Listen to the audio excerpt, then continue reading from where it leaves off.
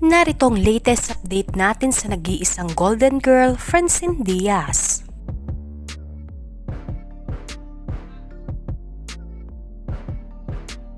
Hindi na makapaghintay ang mga fans kung anuman ang susunod na endorsement ni Francine Diaz. Handang-handa na ang kanyang mga tagasunod dahil nagpahiwatig na ang kanyang manager na si John Ling na paparating na ang bagong endorsement ni Francine Diaz at malapit na nga itong i-anunsyo sa lahat. Mabilis naman na na-screenshot ng mga fans ang buradong larawan na ito na magkasama sina Francine Diaz at Seth Fedelin.